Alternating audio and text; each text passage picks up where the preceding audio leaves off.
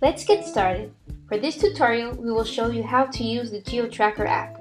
You can download it for free from your phone's App Store or Google Play Store. This app lets you use your phone to record a real-time track while you are moving and mark specific points on your way. Make sure you turn on your GPS system in the phone settings. When you open the app, you can choose on My Trips to add a new map and name it. Press the record button here to start tracking. You can even close the window and use your phone for something else. It will keep going.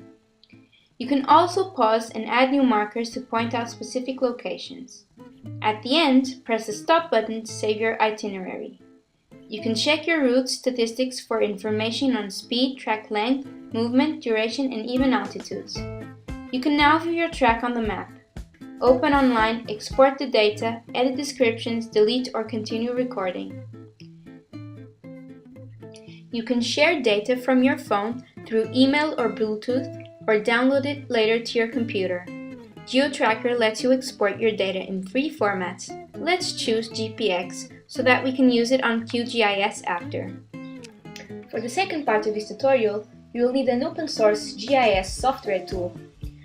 We are going to use the QGIS software available at their official site for free download. You can choose which version to download according to the operating system you are using. So now that we have downloaded QGIS, let's start by opening the program. GIS stands for Geographical Information System, and it is designed to capture, store, and analyze all types of spatial or geographical data. Don't worry with all the options that appear on your interface. You will see that it works just as a regular software program. In this tutorial, we will focus mainly on the plugin option and on the vector option. Our goal now is to import a background map and layer our tracking data in it. Let's install a plugin that allows us to choose different mapping options. This will be the OpenLayer plugin. After searching and selecting it, you can install it if you haven't yet. You can now go to the Web option, select your new OpenLayers plugin, and choose from the several options available which one you prefer to use for mapping.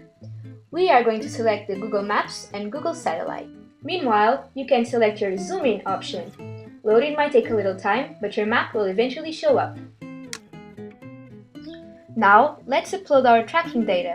We can go to the Vector option, select GPS and GPS Tools. A pop-up will appear with many tabs regarding GPS.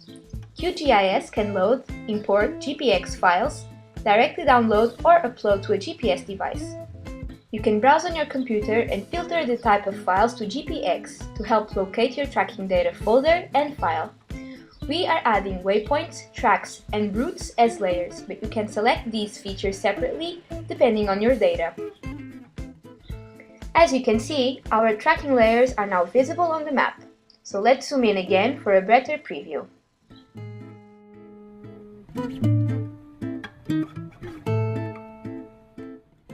You can adjust the magnification of your workspace and use the Pen Map tool to visualize your information as you like. Our next step is to convert our layers to an esri shapefile format, since you can't process GPX files in GIS softwares. Go to your layer panel, right-click on your layer and choose Save As. Name your file and select Browse to choose the folder you want to save in. You can do the same for all layers.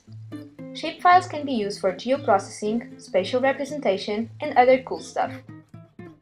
After that, your new shapefiles will appear on your layer panel, and you can remove your old GPX waypoints, routes, and tracks by either ticking them off or by right-clicking each option and selecting Remove. Now here comes the fun part. Go to your layer options and select Properties. You can now personalize your tracking data. You can change the shape and color of your layers, and you can even increase their size and width to your preference in order to make it more highlighted. See? Now you can even see your waypoints and the itinerary your cell phone tracked by afar. And that's all for this tutorial. We hope you learned something today. Stay tuned!